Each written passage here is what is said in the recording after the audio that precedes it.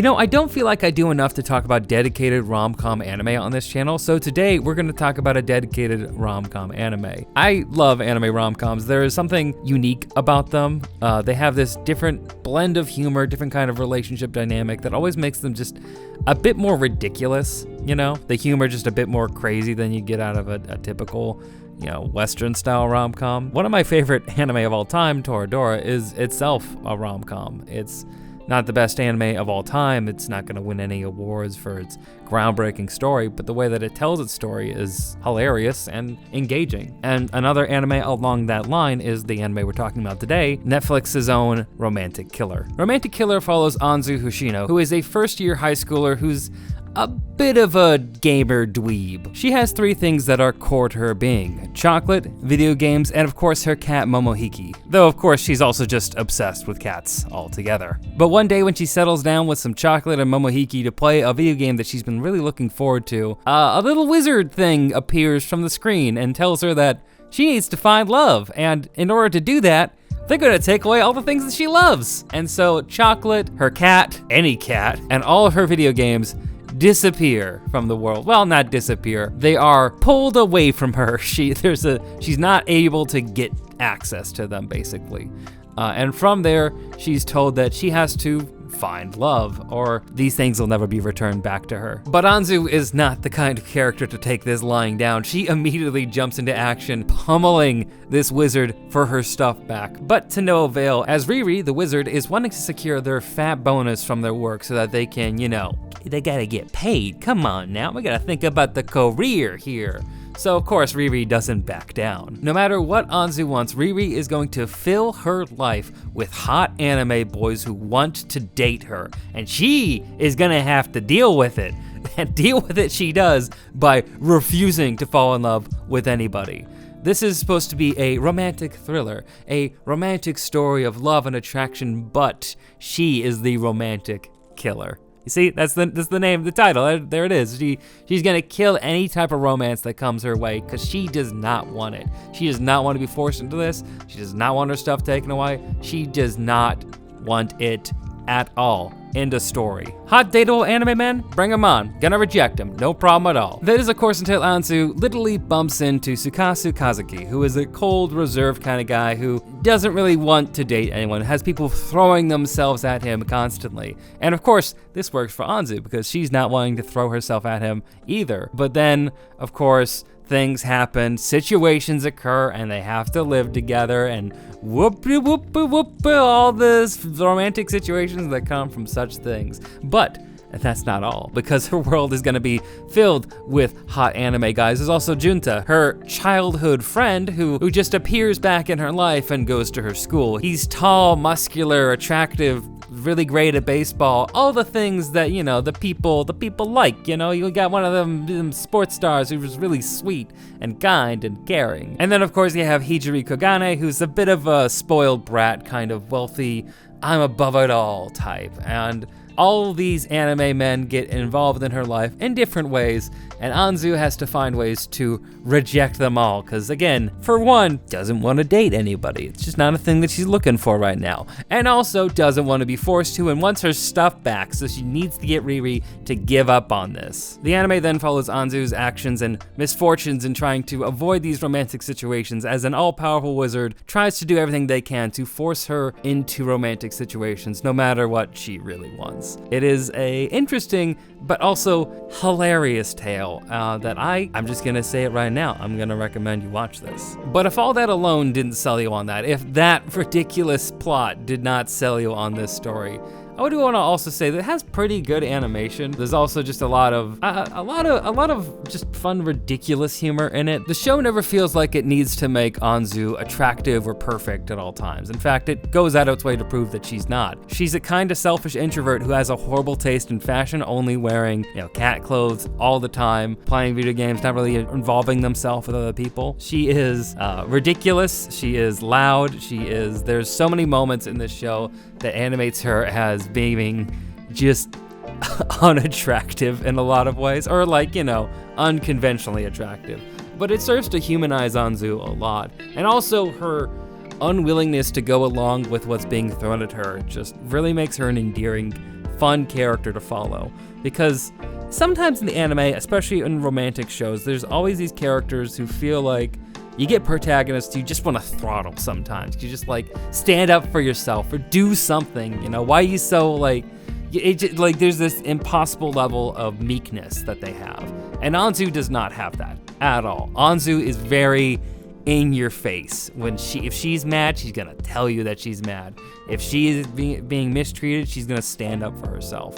And she's a really endearing character because of that. It's fun to watch her break through these different kinds of tropes that occur in romance anime and just bring out the humor in these situations. And also just some really good conventional humor too, with different kinds of just scenarios that you get between high school kids or, you know, people in Japan, or just like weird situations they have. To talk about the production of the anime itself, I do like the anime's character design, though I don't know how much it really super stands out from any other one. I do like Anzu herself has red hair, you know, these weird, really, really striking eyes. The pupils kind of remind me of goats a little bit here because of how like big they are and like kind of wide. So I don't know. For some reason, it gives me goat vibes, but not in a bad way, of course, not in a bad way at all. This is animated by the studio Domerica, which is not one that I'm super familiar with. They also did The World Ends With You anime, and that's about all I recognize. It looks like they did a thing with Ninjala also, but I don't know anything about Ninjala other than the fact that it's a thing that exists. So this is really their first big anime that I've heard of, or like one that I've actually watched. And they do a really good job in this, actually. I shouldn't say that like I'm actually really surprised, but it's not life-changing at all. But I think the core thing you want to do in a romance comedy anime is really nail your pacing and your timing, because that's the majority of what is going to land comedy, is your pacing, timing, and not really your sakuga that you're going to throw in there. And yeah, that can make some anime great, and you know, that's the whole real gist behind anime. Like Food Wars, that you have these kind of ridiculous sakuga moments of people reacting to food. But this anime really lives on its timing, and it really nails those beats just right. It has a lot of ridiculous moments, and it also is really sweet at times. This is based off a manga series that was in Shonen Jump Plus. So of course, all credits to the creator of the manga themselves, Wataru Momose, and I don't think I've heard about them at all or seen any of their other works, but this on its own, really great start, really compelling series. There are some parts of it that fall a little bit flat. Like I don't really remember any of the music from it here. None of that really stood out. Even like background music didn't really stand out much at all. The intro is pretty good. The outro I skipped because I wasn't super interested in it. And also I wanted to see more of the series. There's a dub for the series, of course, because it all released on Netflix at the same time. So there's a sub and there is a dub. I've heard friends feel like the dub for them doesn't have the personality they're looking for from the main character. I don't feel like that personally. I feel like her gremlinness, her ridiculousness, because Anzu is a bit of a gaming gremlin, comes through in both the sub and the dub. Though I personally watched the anime all the way through subbed, watched a few episodes in dub going back in it, but I don't really have a preference there. I think either way you want to do it is fine. I also really want to get in people's heads that it doesn't really matter if you watch subs or dubs. That debate is irrelevant now. Stop dredging it back up. I just bring it up here because I know people still care about it, but like, stop dredging up the sub v dub discussion. Dubs are a pretty decent quality now, so it really doesn't matter that much. Getting back to the anime's deeper points, it does have some things to actually say about consent or love, attraction, how you value your own time you spend in your life, because that is a lot of what Riri is trying to do to Anzu, is take away something that she values in her life, how she views her life.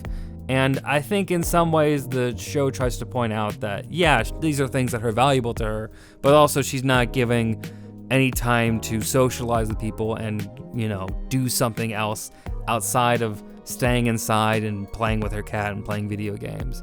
That while those things are important to her and, you know, are things that she should be allowed to do, of course, and Riri's an asshole for taking those away, that also at the same time Anzu has some responsibility to herself to try to get out there more and see that there's other people in the world who want to spend time with her. So it's interesting from that perspective. I think it walks a more nuanced line of talking about that than I think a lot of anime do. while also just talking about different kinds of invasions of privacy or invasions of autonomy for people. It's an anime that I was surprised by. You know, I'd heard about this from friends, you know, and was recommended to watch it. And when I went through it, I wasn't surprised that it was good. I was just surprised at some of the deeper meaning and some of the points of this here. And I look forward and hope that after the season ends, it ends on a to be continued. And I hope they do a season 2. Though after watching it, I looked up, I did some further research, and the manga is complete. The manga ran for about 11 months back in 2019 to June 2020, and it's all out from what I hear. And that season 1 of the anime adapted all of the manga. It basically ends at the same point that season 1 ends. But also, they do say to be continued at the end of season 1, so maybe it's a hint that if it does well, maybe we'll get more. I hope that's the case. I do want to see where this goes. I like Anzu. I think she's funny. She's ridiculous. I think the scenarios she's put in with different kinds of hot anime guys and her way of navigating through it is engaging in just weird ways that I didn't expect. So I highly recommend this anime. If you were looking for something more chill, more relaxed, something to take the edge off, something nice for the holiday season too. I always love watching rom-coms in the holiday season. It's always when I rewatch Toradora. It's always when I fall more into those kind of sappy kind of romances. So, well, and this one isn't the most sappy, but it's a fun time, you know? It's a fun mix between having sentimental sides and more so being comedy. I'd say 90 to 10 sentimental to comedy, with 90 being the comedy side. So, you know, give this show a check out. It's on Netflix, so go check out Netflix. Go watch this. I highly recommend it. And also, I want to see it get a season 2, so go support it, go like it on Netflix, because Netflix has a liking system, I guess. And also, you can like this video. You know, you're right here. It's right below you. Why don't you like this video? Subscribe if you want to see more. And I'm working on some other videos here. This anime season that's going on right now is insanely packed, and I am having a hard time watching it all, but I'm excited to get some videos out on it soon. I want to thank you very much for watching this video, and I hope you stick around to see more from me. So I hope you're having a great day, a great night, or whatever it is you're having, and stay rad.